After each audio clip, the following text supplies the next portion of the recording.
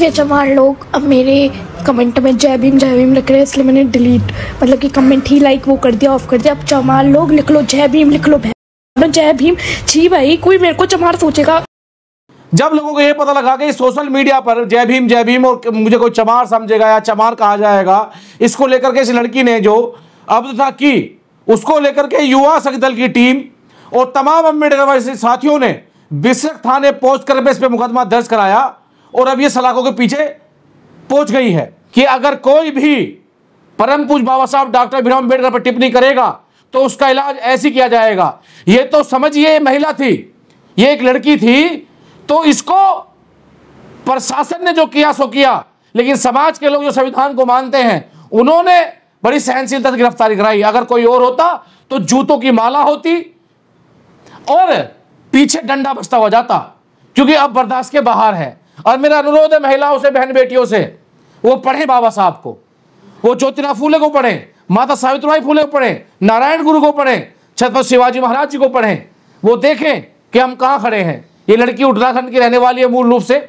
इसकी मानसिकता देखिए लड़की की कि ये कह रही है कि जय भीम लिखने से मुझे लोग चमार समझेंगे।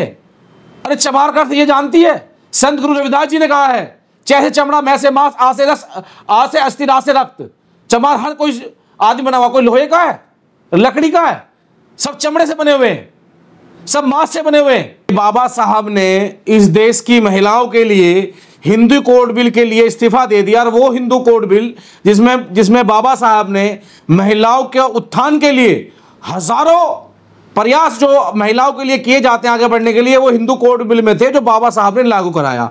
लेकिन दुर्भाग्य की बात यह है कि आज कुछ बच्चे या फिर महिलाएं या लड़कियां सोशल मीडिया पे तुच्छ मानसिकता रखते हुए और इंस्टाग्राम जैसी आईडियों पे वाहवाही लूटने के लिए परम पूज्य बाबा साहब पे टिप्पणी करते हैं, लेकिन ये नहीं पता कि बाबा साहब पर टिप्पणी करने वालों के लिए कानून इतना कठोर है। आप ये देखिए, ग्रेटर नोएडा के थाना बिसरख सेंट्रल नोएडा जोन में 80871 एफआईआर नंबर है, जिसमें बड़ी गंभीर धारा में मुकदमा हुआ है, जिसमें 10 साल की सजा है, आजीवन कारावास भी है, जिसमें एसटी एक्ट तामील है। तो जो लोग बाबा साहब व कानून से खिलवाड़ करते हैं तो उनके लिए कानून सख्ती से पेश आता है।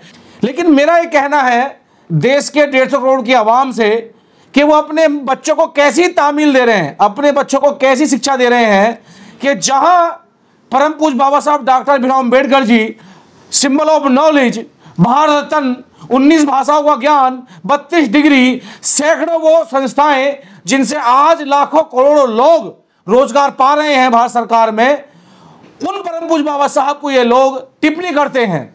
यानी कि जितना दोष इस लड़की का है उतना दोष उनके माँ बाप का भी है। वो कैसी शिक्षा दे रहे हैं देश के सोल्जर महापुरुषों के लिए, उन तमाम देश के महापुरुषों के लिए जिन्होंने अपना बलिदान दिया, उस देश को आजाद कराने में काम किया।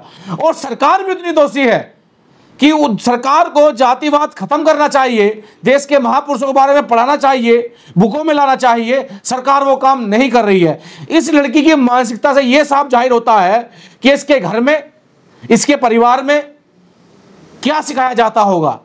अरे जय भीम कहने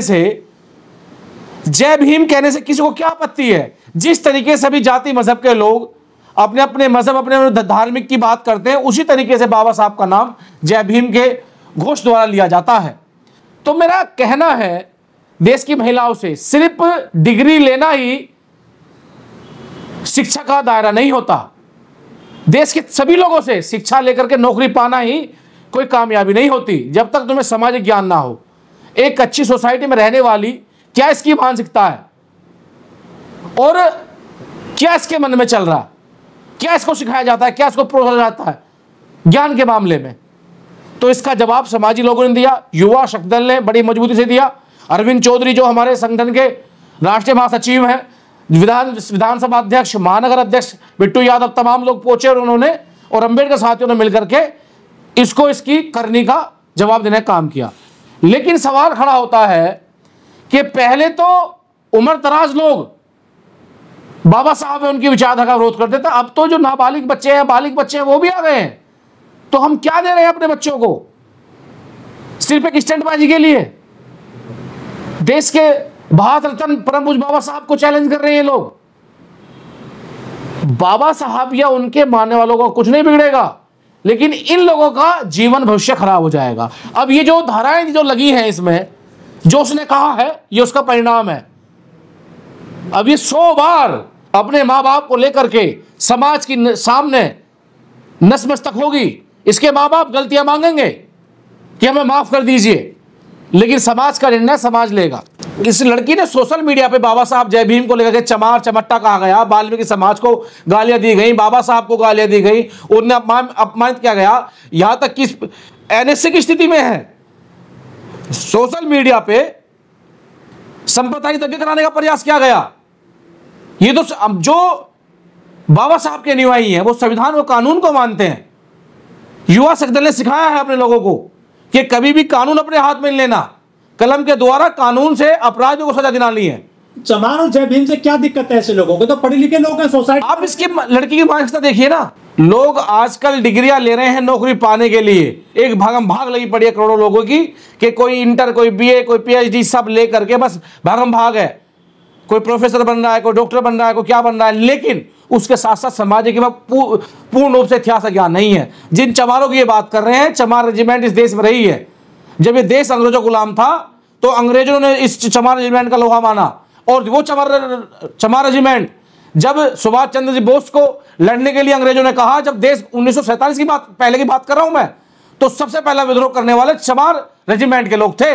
मैं आपके माध्यम से कहना चाहता हूं, पढ़ के देख लीजिएगा। 1947 से पहले जब सुभाष चंद्र बोस आजादी के लिए बिगुल बजा रहे थे तो चमार रेजिमेंट उस समय अंग्रेजों के अधीन थी, और वो जापान फ्रांस द्वितीय विश्व युद्ध भी लड़ी चमार रेजिमेंट ने। और जब उन्होंने कहा कि आपको सुभाष चंद्र बोस के लिए लड़ना पड़ेगा, तो उन्होंने कहा कि हम लड़ेंगे नहीं, वो हमारे देश के नागरिक हैं, हमारे देश के सोल्जर हैं, हम उनके खिलाफ नहीं जाएंगे। जब अंग्रेजों ने जानबूझकर चमार रेजिमेंट को बंद करने का काम किया, उसी के साथ साथ भीमे कोरेगांव आपने देखा होगा, चमार वंश का इतिहास यहां पर है, सम्राट अशोक का इतिहास यहां पर है, और चमारों का लोहा तो आज भी पूरी दुनिया, पूरा देश मानता है। जब बाबा साहब की बात होती है तो आप देखिए, कोई भी राजनीतिक पार्टी, कोई भी समाज संगठन बिगर उनका फोटो लगाए हुए रोड पे जनता के बीच में नहीं आ सकता। जय भीम से यह दिक्कत है कि जहां एक तरफ लोग मनगढ़ंत काल्पनिक ग्रंथों में लिखे हुए काल्पनिक नारे लगा रहे हैं, और जय भीम सीधा संविधान को मानने की बात करता है, संविधान को जलाने की बात करता है, बाबा साहब के विचारों को आगे बढ़ाने की बात करता है, देश में एकता की बात करता है जय भीम। क्या आपत्ति है जय भीम से? पता नहीं इन लोगों को। ये तो नई युवा पीढ़ी है, इनको कहां से ऐसी जातिवाद की जो बातें सामने आ रही है इनके अंदर? मैं तो कह रहा हूं इनसे कि इनके परिवार के, इनके माता पिता के क्या संस्कार हैं। संस्कार आप देखिए, अंबेडकरवादी लोगों के संस्कार देखिए आप, युवा शक्ति दल के लोगों के, कि 1500 लोग लड़के वहां पहुंचे, कुछ बाहर खड़े तो कुछ अंदर थे। युवा शक्ति दल तमाम और अंबेडकर साथियों की टीम वहां पर पहुंची, किसी ने एक शब्द नहीं कहा, सम्मानजनक एप्लीकेशन दी, मुकदमा दर्ज हुआ, उस लड़के को पकड़ा गया। अगर कोई और होते ना तो हो सकता था कि हम मिसबिहेव हो जाता। ये होते हैं संस्कार। संस्कार की बात आप करते हैं। आप देखिए, आज तक पूरे भारत में जितना शोषण अंबेडकरवादी लोगों का होता है, वो लोग कभी पलट के वार नहीं करते। वो तो संवैधानिक कानूनी रूप से मानवता में विश्वास रखने के लिए माननीय न्यायालय के पास जाते हैं, थाने चौकी जाते हैं, कप्तान डीएम ऑफिस जाते हैं, जब अपनी बात रखते हैं ज्ञापन के माध्यम से। देखिए, जो लोग नीले कबूतर या भीमटे कहते हैं, तो मैं उनसे इतना ही कहना चाहूंगा कि आज ये भीमटे नीले कबूतर पूरे आसमान में उड़ रहे हैं। आसमान को नीला कर दिया इन लोगों ने, और भीमटे लोगों ने पूरे देश में अपनी ताकत का लोहा मनवाया है। और जब ये भीमटे भिड़ेंगे ना तो ये चारों खाने चित हो जाएंगे, और जब ये नीले कबूतर उड़ेंगे ना तो पूरा आसमान नीला हो जाता है। तो ये मानसिकता है, यानी कि आज ये बाबा साहब के लोग, अंबेडकरवादी लोग, राष्ट्रवादी लोग उन्नति की तरफ हैं, विकास कर रहे हैं। इनको जलन होती है कि 1947 से पहले जब संविधान लागू नहीं था तो जिनको शोषित, पीड़ित, वंचित, दबा, कुचला समझा जाता था, आज वो संविधान लागू होने के बाद अपने हक, अधिकार, मौलिक सिद्धांतों की बात कर रहे हैं। तो इनको डर है, ये भयभीत है कि ये विचारधारा आगे न निकल जाए। लेकिन ये विचारधारा ना इन बच्चों से जो अशिक्षित हैं और ना इनके पिताजियों से रुकने वाली, ये तो निरंतर आगे बढ़ेगी और उसको बढ़ना ही पड़ेगा। क्योंकि ये जो रास्ता है बाबा साहब का, एक समान, सेकुलर, सबको बराबरी का सम्मान देने वाला रास्ता है। तो ये जो इसमें चार्जेस लगे हैं, जो धाराएं लगी हैं, इस लड़की पर जो आरोपी है, इसमें कितनी सजा है? और देखिए, इसमें जो धाराएं हैं 10 साल की भी हैं, आजीवन कारावास की भी है, जुर्माने की भी है। इसमें वो सब धारा इसमें है और इसमें कोई सबूत देने की जरूरत नहीं है। ये पुलिस ने एप्लीकेशन देने के बाद जब लिखी है, सोशल मीडिया पे वो बोल रही है, उसकी सीडी वगैरह सब लोग उपलब्ध करा दी गई हैं, उसकी इंस्टाग्राम आईडी पे उपलब्ध है वो। अब तो शायद उसने डिलीट कर दी, तो इसमें जरूरत नहीं है। वो तो 100 बार 1000 बार माफी मांगेगी, बाबा सामने नतमस्तक होगी कि बाबा साहब मुझसे गलती हो गई। लेकिन मैं फिर भी कहना चाह रहा हूं कि खास करके सबसे ज्यादा काम अगर बाबा साहब ने किया तो उस देश की जो बेटी है, हमारी बहन है, उनके लिए किया।